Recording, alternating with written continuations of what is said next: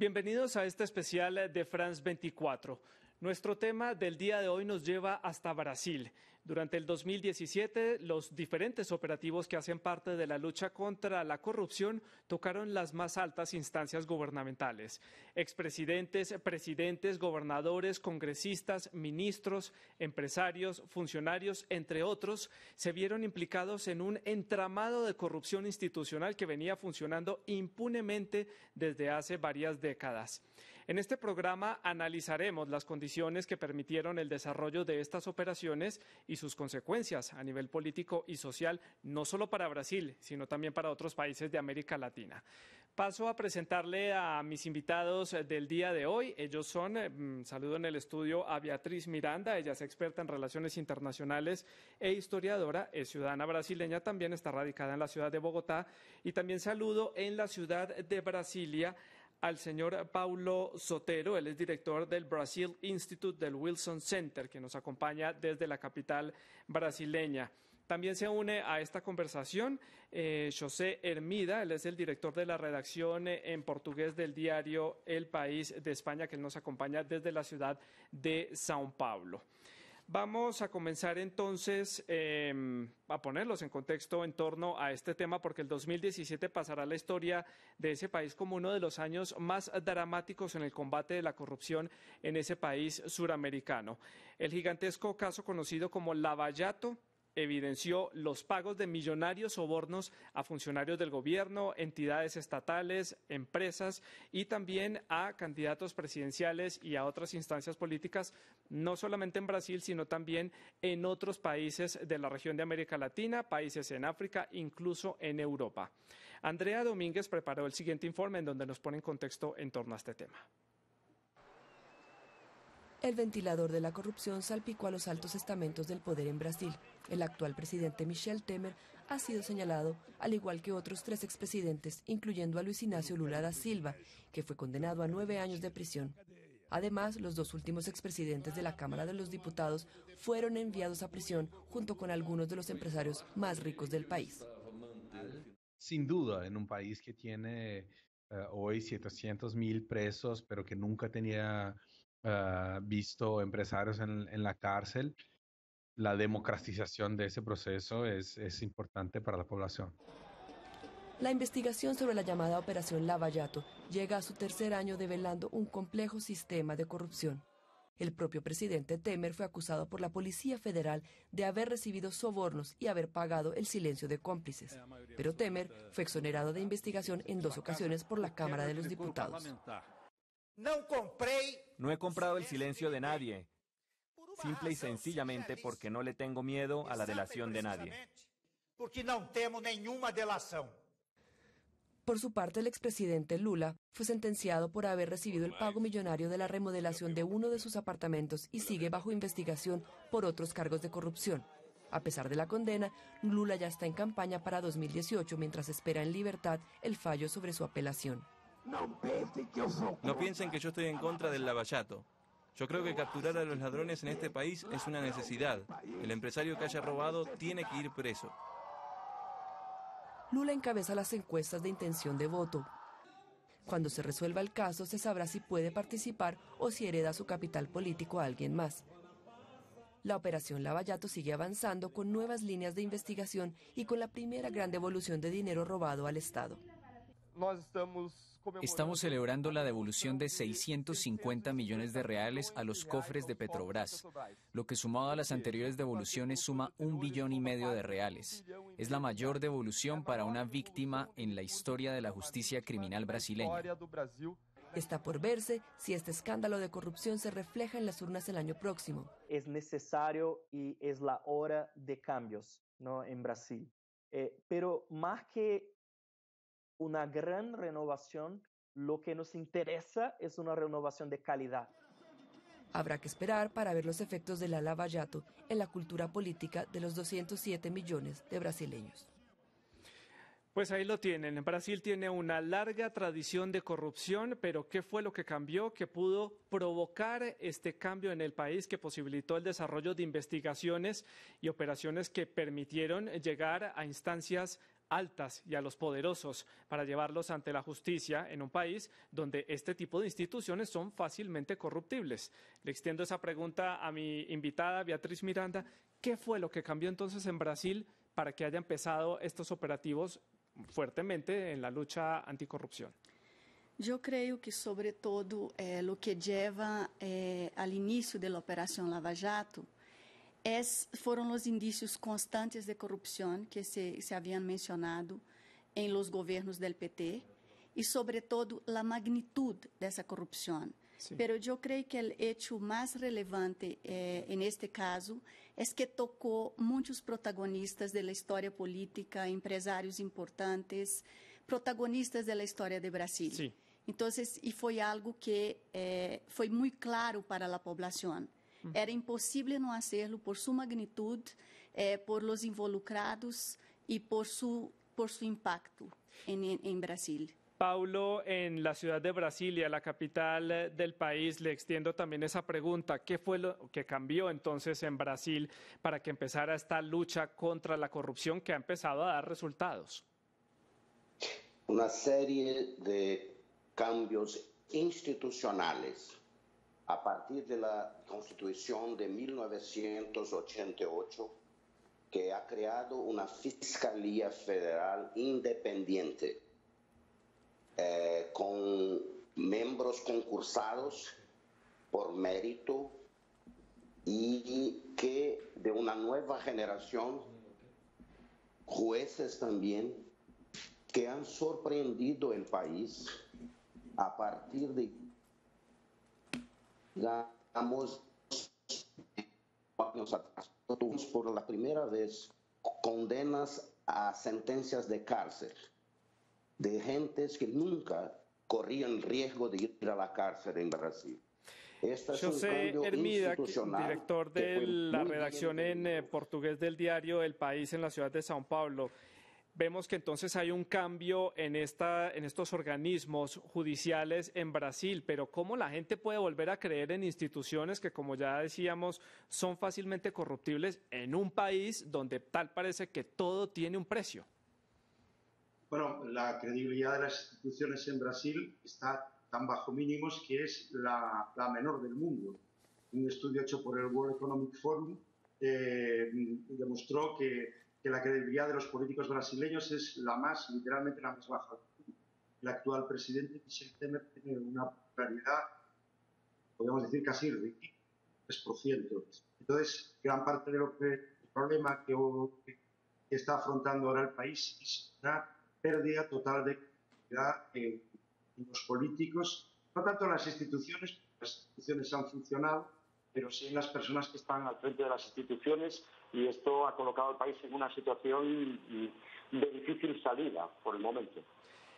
Falta de credibilidad, Beatriz, ¿eso lleva a una desesperanza por parte de los habitantes también? Yo creo que ha provocado, eu comparto con José, es una total falta de credibilidad de la política, de los políticos, y en cierto sentido el país también ha perdido credibilidad a nivel internacional, es una cosa obvia, pero yo creo que ha provocado dos sentimientos: indignación en algunos sectores y apatía.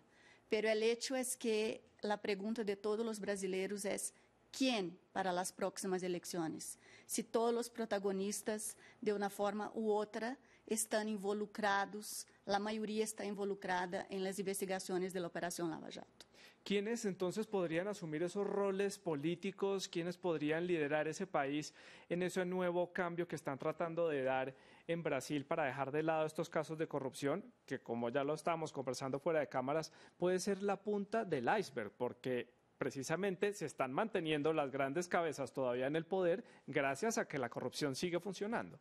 Sí, hay algunos políticos que están en evidencia para las próximas elecciones. Uno de ellos sigue siendo el presidente Lula, a pesar de todos los procesos que están en su contra. Él lidera las encuestas. Y del otro lado, un sector más conservador, un sector de derecha, está Jair Bolsonaro, que es un fenómeno que ha surgido a la luz de todo ese proceso de corrupción, y surge como el candidato mano dura, el que habla y choca a sus interlocutores, que defiende la dictadura militar, defiende que la policía pueda matar.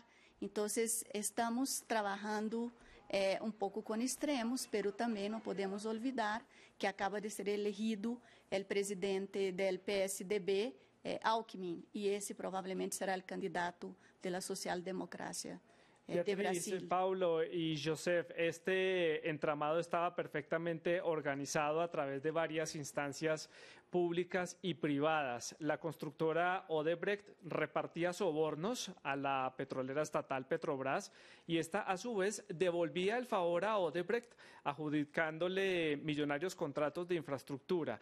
Asimismo, la constructora entregaba dineros también para financiar campañas políticas tanto en Brasil como en otros países de América Latina. La idea de esta constructora era ayudar a los candidatos que en su futuro momento llegarían a la presidencia o a altas instancias de los gobiernos de diferentes países de América Latina y una vez estuvieran en sus cargos, estos crearían o modificarían la legislación o adjudicarían contratos a Odebrecht.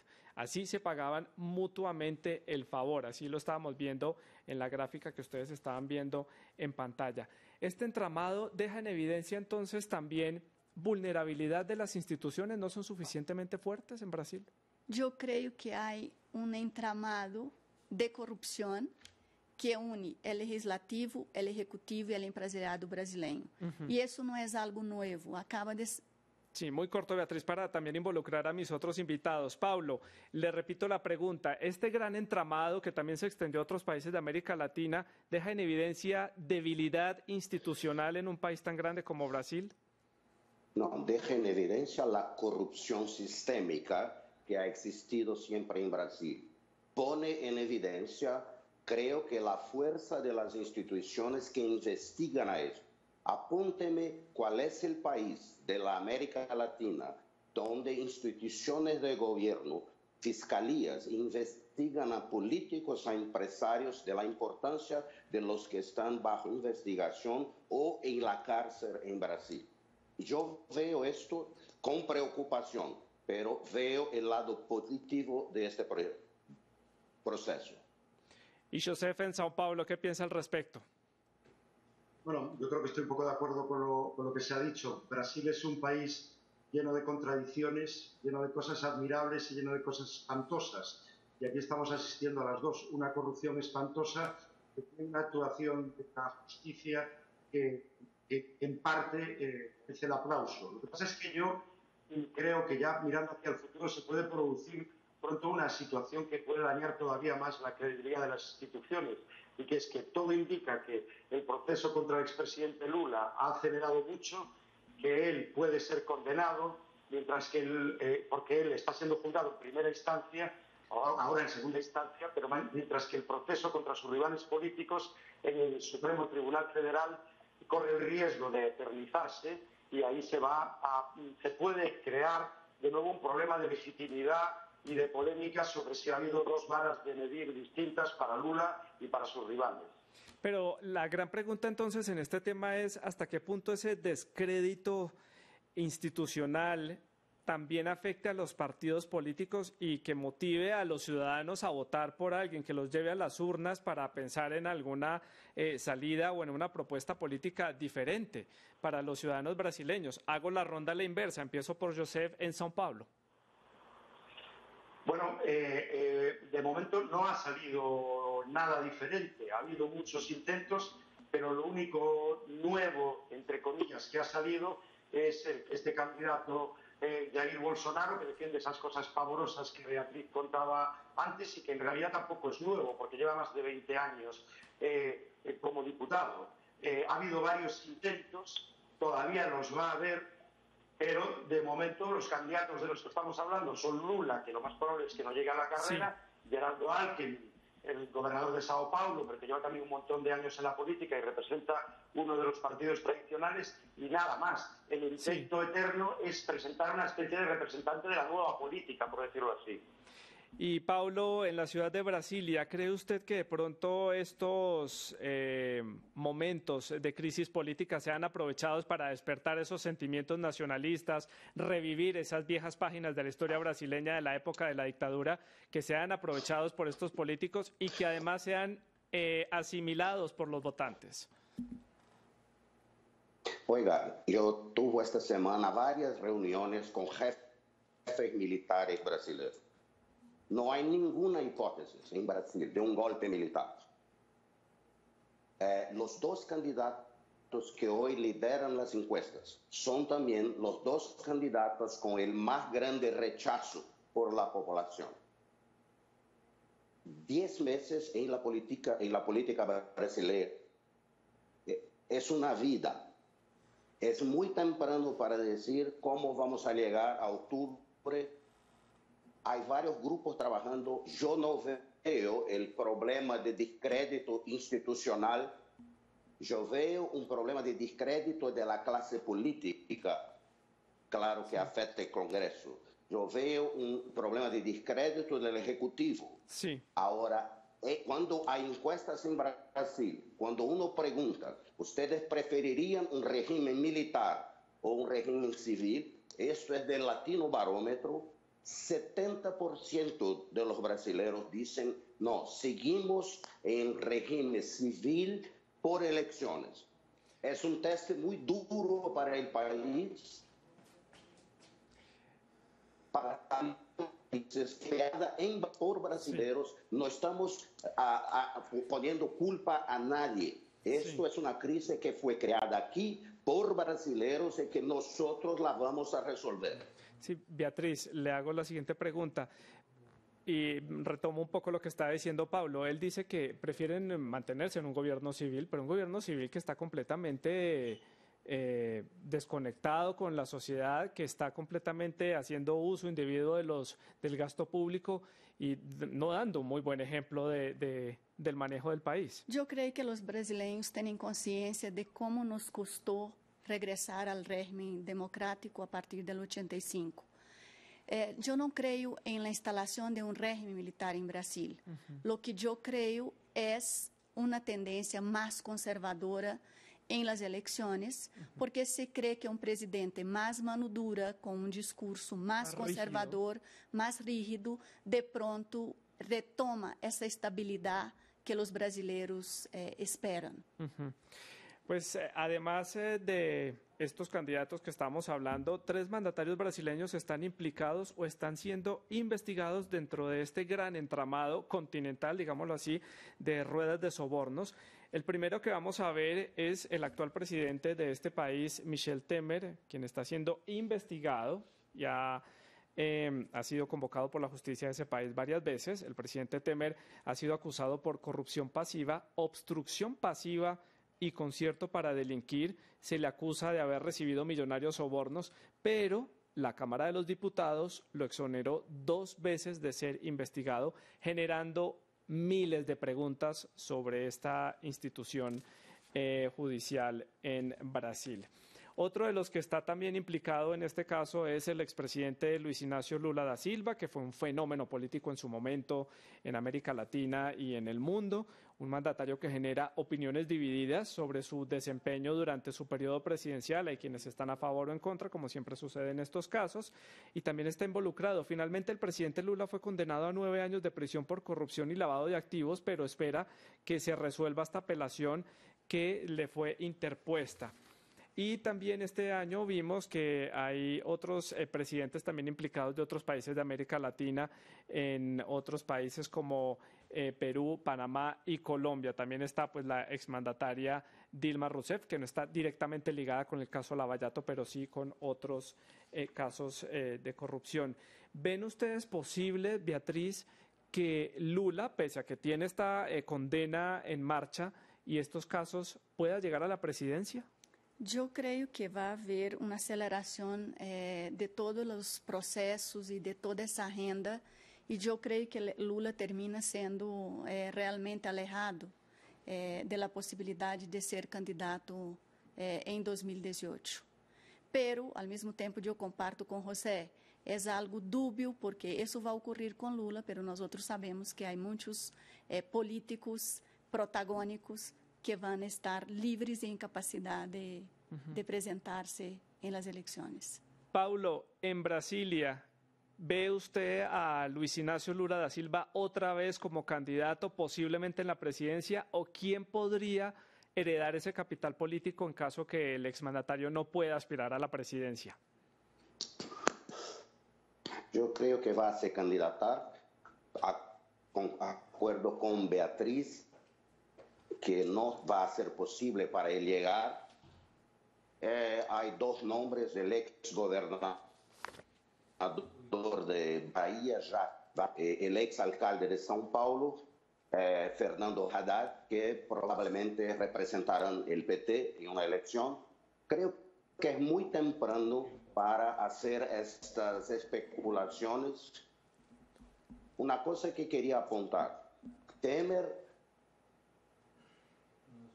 fue exonerado en cuanto su presidencia estará bajo investigación. Esto está muy claro. Y ahí vamos a seguir. Va a ser un proceso muy difícil, muy penoso, pero creo que el apoyo a las investigaciones es masivo en Brasil. La locura que los judiciarios, que los políticos podrían hacer es de intentar bloquear las investigaciones. Esto es, yo creo, el hecho que podría hacer la calle en Brasil explotar. Y en la ciudad de São Paulo, Joseph, ¿ve usted al expresidente Lula da Silva ya como un candidato, pese a que tiene todos estos casos en su contra? ¿Y quién podría heredar ese capital político? Yo creo que nadie, casi nadie en Brasil cree que Lula vaya a llegar a la carrera electoral, que va a ser lo más probablemente inhabilitado antes por la justicia, aunque bueno, en este país también ocurren cosas muy imprevisibles, pero la apuesta general es que no va a llegar. Y la gran duda es, ¿Lula sería capaz de transferir su capital político intacto a otro candidato de su partido, que podría ser, como decía Paulo, Fernando Haddad, ex alcalde de São Paulo? También se está hablando mucho del exministro y exgobernador de Bahía, Jacques Wagner. Eso es la gran duda, la gran duda. En caso de que Lula llegase, creo que no hay ninguna duda de que él sería el más votado en la primera vuelta, pero tampoco se podría garantizar que ganase en la segunda, porque como también se ha dicho aquí, Lula sigue siendo el candidato con más apoyo popular, pero también tiene un importante grado de rechazo. Joseph, en la ciudad de São Paulo, le pregunto, este entramado y todos estos problemas políticos han traído graves consecuencias para las inversiones brasileñas por fuera, porque esto ha involucrado también al empresariado brasileño. ¿Cómo mejorar esa situación después de este impasse con la empresa Odebrecht en diferentes países de América Latina? Bueno, la empresa Odebrecht realmente está en una situación muy delicada, tratando de reconstruirse. Su dueño está a punto de salir de la cárcel, gracias a la acción premiada que hizo con la Fiscalía. En todo caso, bueno, en general, aunque Brasil se ha resentido mucho por el caso de corrupción, la economía ha frenado su caída y parece que ha iniciado un proceso de recuperación muy tímido, muy lento de momento, pero todo indica que se puede consolidar el año próximo, no en límites, en fin, para hacer grandes fiestas, pero sí al menos ya hablando de grados de crecimiento razonables entre el 2 y el 3%. Paulo, ¿está usted de acuerdo que Brasil ya empieza a dar pasos positivos y que la imagen a nivel internacional comienza a mejorar después también de este escándalo de Odebrecht? Yo creo que sí. Odebrecht ha reconocido sus crímenes, está pagando por ellos, otras empresas también. La economía brasileña sigue atrayendo 60 a 70 mil millones de dólares al año de inversiones.